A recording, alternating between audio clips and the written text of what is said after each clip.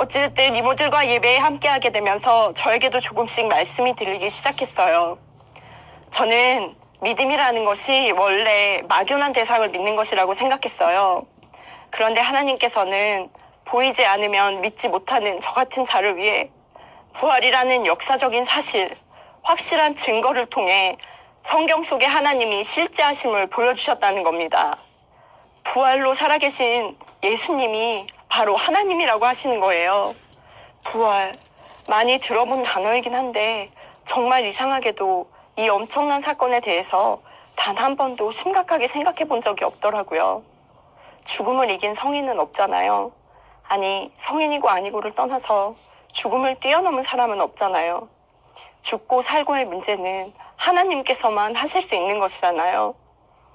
이 문제를 해결하고 부활하신 예수님, 이 예수님이 하나님이신 것이 너무 정확했습니다. 그리고 이 부활이라는 사건이 어느 날 뜬금없이 일어난 사건이 아니라 성경에 예언된 대로 오셔서 성경에 예언된 대로 죽고 부활하셨다는 것을 알게 되니 정말 놀라웠어요. 그런데 이 예수님이 살인이나 강도와 같은 큰 죄를 지은 다른 사람이 아니라 바로 저의 죄를 위해서 죽고 부활하셨다고 하시는 거예요. 당시 모든 사람이 원망스럽고 심지어 하나님까지 원망하던 저에게는 정말 억울한 말씀이었습니다. 제가 무슨 죄가 있습니까, 하나님? 제가 무슨 죄가 있다고 제 죄 때문에 오셨다 가셨다는 거예요. 왜 그것까지 저한테 뒤집어 씌우시는 거예요 하는 마음이 없어지지 않더라고요. 그런데 어느 날 예배 시간에 하나님께서는 저를 너무 사랑하셔서 창세 전부터 하늘나라의 상막을 예비하시고 죽을 결심을 하셨다는 말씀이 선포되었습니다. 저의 죄가 하나님을 죽을 결심하게 할 만큼 그렇게 큰 죄라는데 저는 이 하나님 앞에 죄를 회개해 본 적이 단 한 번도 없었다는 사실을 알게 되었습니다. 예수님, 당신의 피가 필요할 만큼, 그 목숨이 필요할 만큼 저의 죄가 큰 것인데 도대체 저의 진짜 죄는 무엇인가요? 하는 간절한 마음이 생겼습니다. 엎드렸어요. 그랬더니 너무 감사하게도 하나님께서는 저에게 한 가지 일을 기억나게 해주셨습니다.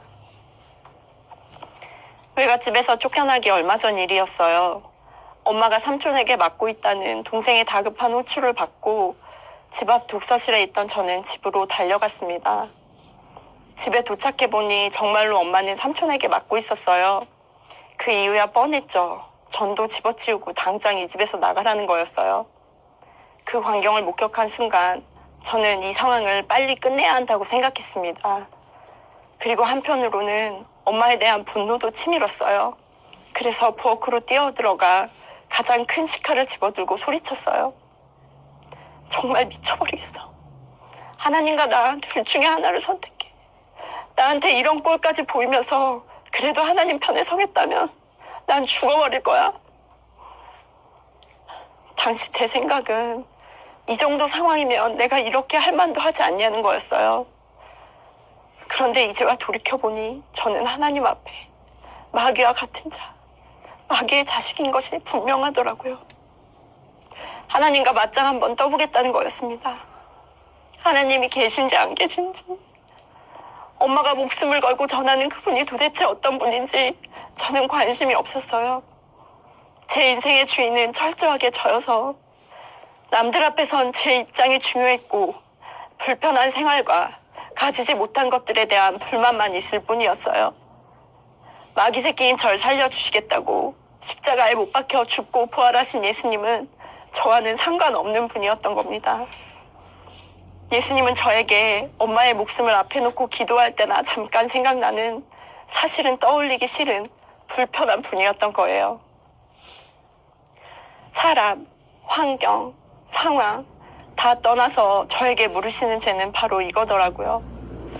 하나님 아버지 앞에 진심 어린 눈물의 회개가 쏟아져 나왔습니다. 이 죄를 회개하고 예수님을 주인으로 믿으면 구원을 얻을 수 있는 것이 실제가 되었어요. 그리고 나는 포도나무요, 너희는 가지라 라는 결정적인 한 말씀이 제 마음에 크게 울려 퍼졌습니다. 가지가 아프면 나무도 당연히 아픈 것이겠죠. 저의 모든 고통에 하나님께서 함께 하셨다고 하시는 것입니다. 엄마의 험난한 삶과 죽음에도 하나님께서 늘 함께 하셨다고 하십니다.